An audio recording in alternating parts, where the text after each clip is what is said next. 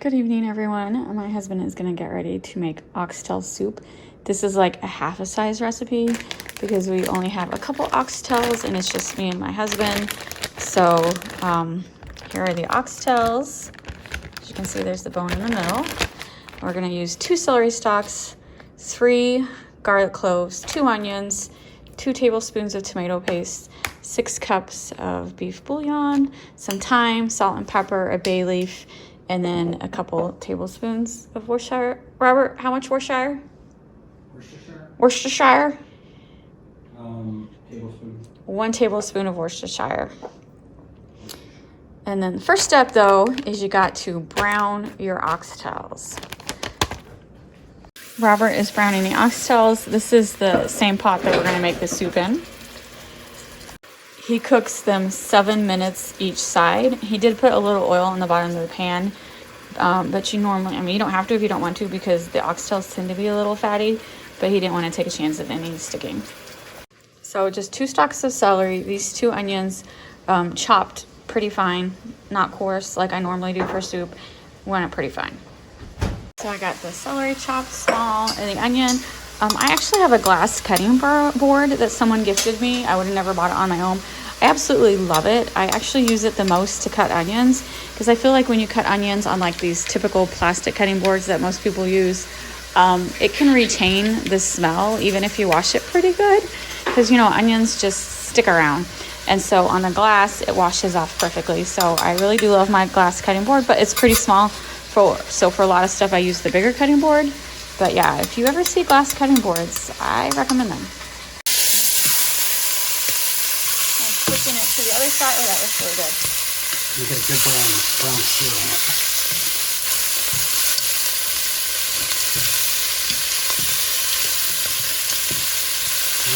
That looks good. Here's the onion, celery, and the garlic, minced garlic. That might be a lot of onion, but that's fine. I like onion. Might be too much, but I like onion. All right, it was 1 teaspoon of thyme, salt and pepper to taste. It was 2 tablespoons tomato paste and 2 tablespoons Worcestershire sauce. I know stop it.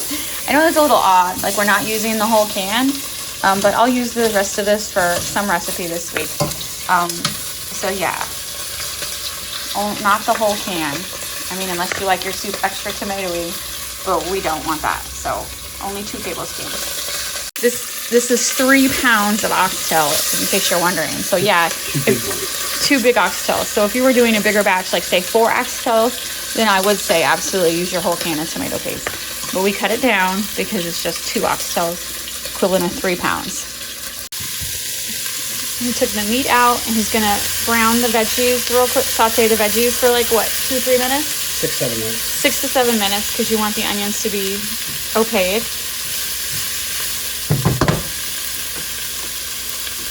So this is the onion, celery, and garlic. It's been 7 minutes. This is 6 cups of beef stock. So he's gonna put in the 5 cups of beef stock. I always make a mess when I pour that. I can't pour straight. Me neither. It's okay. It's very strange. Okay. And then this is the other spices, including the bay leaf. So, like, what if you don't have a bay leaf? Do you think it's important for bay leaf? I don't know what difference it makes. Everybody says it matters. I don't know. I don't know. You always use a bay leaf? I just go with it because that's what my mom did. I happen to have a lot, but I know... She sometimes puts a couple of them in there. I know it's not like a spice everyone has because it's not used a lot. All right. So now I'm going to add the oxtails. And they're beautiful. They are beautiful. They're beautiful. They're kind of big, though. That's the only bad thing. Why is that bad? Well, I don't like the big ones because they tend to be fattier. Okay. And the meat tends to be harder. Okay. I don't like the little ones either, but they're middle size are the best.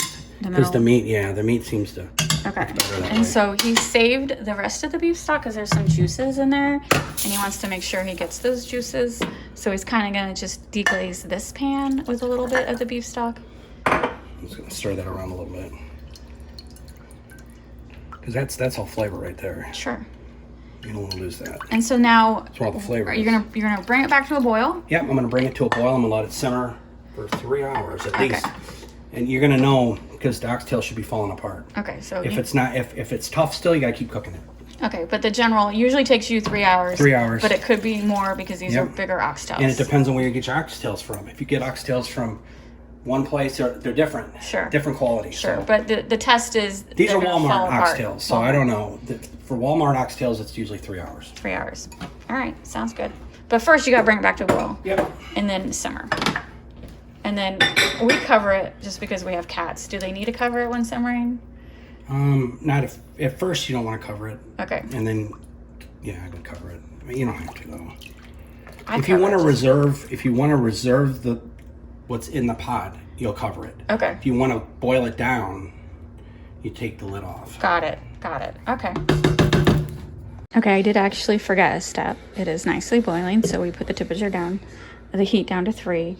I set the timer for 2.5 hours because we got a can of mixed vegetables. You can use a bag of frozen vegetables. We just got the can.